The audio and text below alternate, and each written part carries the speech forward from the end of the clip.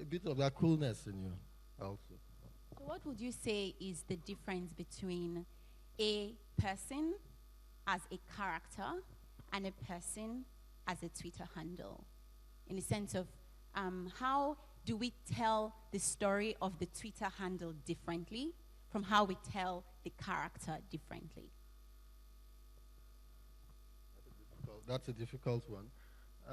You mean you're going to need a writer? How do I tell the story of a Twitter? Right. Yeah. So, for example, the novel as a form tries to uses characters. Yeah. These are people that we imagine like everyday people. So if I meet a character in a novel, they remind me of my mother, they remind me of my brother, of my friend. People as they are constituted or created in everyday spaces. But when you meet what the person is as a Twitter handle is different from what the person is in these everyday spaces. Yeah. So do we tell their stories differently? No. So me as Brittle Paper versus me as the mother, the wife, the friend. Yeah. Do we tell their stories differently? You don't really have to, because with social media, it almost feels, writing that section felt like writing a play. I was dealing with only dialogue. I couldn't describe. You know, if there was a description, it came from someone. So you're dealing with dialogue, and that way, it's the same way we have a lot of friends on social media who, when we meet, you know, when we finally meet them in the flesh, they seem to be exactly what we thought they would be. They sound the way we imagined. After 5 years of, you know, communicating with someone only on social media, when you finally meet them, you recognize sometimes. Sometimes they're entirely different from what you thought they would be. So in writing those characters, in creating those characters, it was a voice. You know, I chose, you know, went with a voice and let that voice try to reveal what that character was. But at the same time, I was very aware that that was just a voice, and it might even be an unreal voice or a part of the person that they were projecting out there, but it doesn't necessarily give you a full idea of what the person is. And that's an interesting thing to play with in fiction, to show that people wear different faces for different occasions. And I think it's something a lot of people do on social media. They wear different faces. Awesome, thank you. Okay, yeah, back to the question. It was, what was it? So the way that social media, the role that it plays in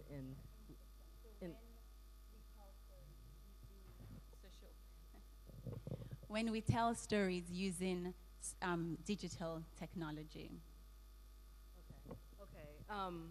Yeah, one thing that when I wrote Lagoon, one thing that I was thinking about was this whole idea. I was thinking about the internet and social media and all the things that come with that. For example, the idea of gawking, that voyeuristic element where something will happen and there's this need to see it, to look at it. One incident that played the direct role in Lagoon was I'm trying to remember if it was in Iraq, and her name was Neda. It was a young woman who was shot during a protest, and they had it on. Somebody recorded the whole thing. They recorded her death. You could see it. You could see her die. She was shot in the head, and I remember I accidentally saw this footage just because I didn't know what it was when I clicked on it, and I saw it. And you just see her eyes. You see the light go out in her eyes. And Neda became the face of that particular protest, you know, and I kept thinking about that idea of people having to see, having to look. And so then that combined with if aliens were to come to Lagos, and they were not like, these aliens were not hiding. They came out in droves at a certain point, and people are getting footage of that. And then they're putting it on, they're posting it on YouTube, and they're tweeting about it, and it's all, and it's going worldwide. And so then that brings in this idea of the way that the media views Africa as a continent, in particular Nigeria. And the idea that the media has control of these social networks, because the media loses complete control over information once things are out via Twitter and YouTube or whatever. And so you've got these aliens coming, people recording them, and it's circulating worldwide. It's happening in Nigeria. It's happening in Lagos, this city that has a certain type of reputation to the rest of the world. And then questioning the role that this type of media will have in showing the world what happens when the showing is not through controlled Western media, when the showing is through uncontrolled indigenous versions of media, in quotes, or just the world. What happens when people really see what goes on from the perspective of those who are there, who are experiencing it? So those are things that I was really thinking about, and also this idea of the spectacle and how social media and the internet can just whip things into a frenzy just because, and how things go viral just because. So I was also dealing with that, and these are questions that I was asking, and they weren't things that I purposely sought out to question. It's just that once I wrote the story, those issues just came forth through the story itself. And I like the idea that there's a way that social media or digital technology helps us craft stories as things that can go out of control, which in a sense is what Lagoon is. And so I'm thinking of other novels that are based on social media platforms. So Sarah Lotz's The Three, Lauren Bukas's Broken Monsters. These are stories that there's just so much happening. You can see these stories go viral and crazy and just fan out in very strange and interesting ways. Now, I want to highlight weird moments in their novel. Just moments where I'm just like, wow, okay, this is interesting or very strange. And with Igoni's novel, with Black Hearse, that moment was, for me, was when a character enters into the narrative who is called Igoni Barrett. No. Is Called Igoni? Igoni. Okay, Igoni. A character enters into the novel who is called Igoni. And the character has a Twitter handle. What's the Twitter handle again? @_Igoni. Underscore. So when I was prepping this interview, I went to look for that Twitter handle. Sadly, it's not there. But somebody should take it. Yeah, not yet. It's there? Is it yours? Okay. But I don't tweet. All right. Okay. So, I mean, and the character is a writer. The character is, I mean, you read the character and you think this gentleman sitting right here. So, what is going on with that?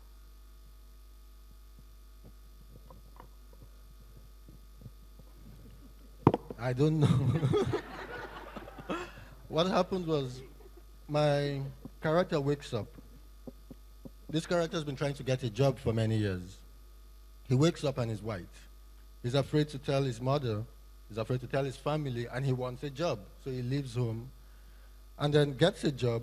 He doesn't start for 2 weeks, and he doesn't want to go back home. He wants to try and settle down somewhere and get an idea of how to deal with this new situation in his life. And he heads to the Palms. That's somewhere in Lagos, a mall in Lagos. It just so happens that this character decides to gravitate towards a part of the Palms that I usually hang out. And so when I got to that part of the novel, I said, why not? I would like to meet this character and know what he's feeling at this exact moment. And so a version of Igoni appeared in that novel as a character. So that's what happened. It just felt, I didn't know why I was doing it, but it happened. And then later on in the novel, I realized why some part of my subconscious had, forced me to put in that character. That's beautiful. That's beautiful.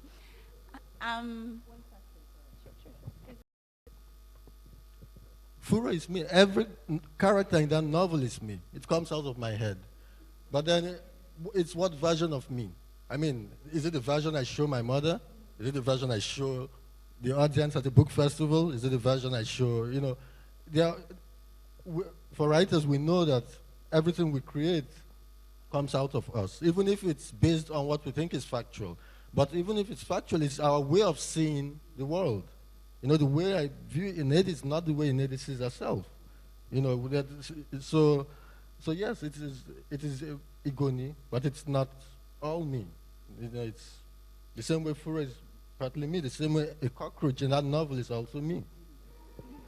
Well, I mean, but that totally goes against the long tradition of the novel, at No, least it doesn't. in its European form, in only the sense that tradition- you want to distance yourself from your work. No, the only tradition I respect Yes. in the novel is entertain the reader. Is what? Entertain the reader. Okay. Entertain them and then slip in that story. You know, it's to dazzle you. It's all a trick. It's all bullshit. You know, I dangle this story in front of you, but then there's a lot of stuff that comes to that story, building that story. As long as I can keep you reading that story to the end, I've told you so much that I couldn't ever tell you on this panel. You will fall asleep if I start talking about all the things I want to say that's important about the world. And so it's to come up with a story that allows me to press my agenda in a way that you will not recognize. And that's the trick for me.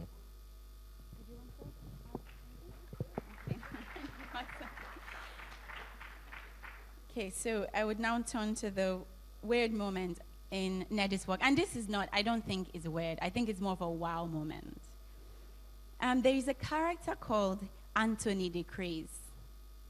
He's called, I think I quote, a Ghanaian lyrical genius rapper. Okay. What's remarkable about him is that he sort of has what I would roughly call a superhero power. I mean, it's more complicated than that. But he has a superhero power that is rhythm, right? So let's think about that for a minute. So when we think of superhero power as it emerges from a certain type of tradition, is somebody who can, fly, who can do these things. But this is a very strange idea of thinking of what it means to be a superhero, in the sense that you use rhythm to transform people. You use rhythm to enlighten them. You use rhythm to do all sorts of things. So, I mean, that is such a brilliant idea. What inspired this idea of a rapper as superhero? That I can definitely speak to. I'm a very big fan of rap music, and one thing that I find really fascinating about rap music is its ability to take crap and make it sound good.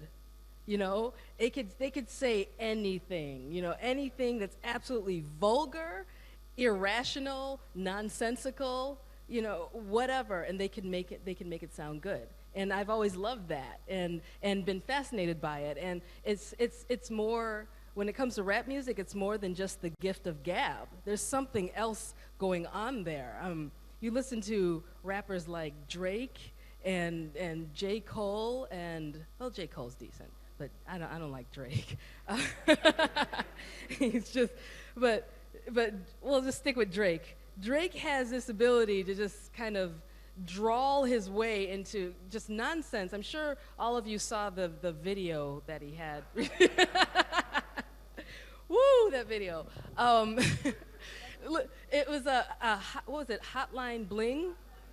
Yeah, complete nonsense. Complete nonsense. Listen to the lyrics, watch the video, it's complete nonsense. But he has this ability to make it sound good. That's a superhero power. It really is. It really is. So I kind of just took that idea and put it in my book. I have this character who can just harness, and I believe part of that power also really manifests itself. If you've been to a rap concert, that power is amplified. You can feel it in the audience. It's like good rappers can just take hold of an entire group of people and move them and transform them and put them somewhere else. And that's really, really powerful to me. So that's where this character came from. I just took that idea and put it in a very literal sense in Lagoon. Thank you. Beautiful, beautiful. So we are drawing close to the end of the discussion with the panel, and then we'll open it up to the audience. I would like to end by having both of them reflect on a little quote from their books. Let me start with Okorafo. The dedication of the book is very strange. It says, "To the diverse and dynamic people of Lagos, Nigeria." And then there's a dash. And so you're thinking, oh, she's going to explain, what these people are. And it says, animal, plant, and spirit. Okay. So please, could you tell us what this new idea of the people are that erases, or rather sets the human aside as the primary focus? Oh yes, that's a strong theme in Lagoon. It kind of reflects one of my own personal worldviews, because I don't believe that human beings are here to rule the world. I think that human beings are part of the world. We exist we're connected to every other creature and being on this planet. So that's just something that I believe. And so when I wrote Lagoon, it's a story about aliens coming to Lagos, right? And it's a story about how the people of Lagos interact and deal with that. So when I think of people, I don't only think of human beings. And also, there's this idea of I wanted to unify Nigerians and bring them all together with that quote. But also, I don't only think of human beings, I think of plants, I think of all the creatures and animals. Ever since I got here 2 days ago, I have been obsessed with all of the little creatures that are everywhere. So if you see me just looking at something, that's just me. I see all kinds of people. I see all kinds of people, I acknowledge them, and I'm interested in them, and they fascinate me. So when the aliens come, they don't just interact with the human beings, just like in your typical first contact narrative. In your typical first contact narrative, the aliens will interact with human beings. In Lagoon, the first people that the aliens meet are in the water, and in particular, a swordfish that has an agenda against an oil rig. So yeah, the aliens not only interact with human beings, but with the creatures, with the plants. They affect the plants, and not just the flora and the fauna, but also the spirits and the ancestors of Lagos come out to meet the aliens, and then that's where all the chaos comes from, because it's not just human beings that are interacting with the alien invaders. Thank you very much. Egoni, your little quote is,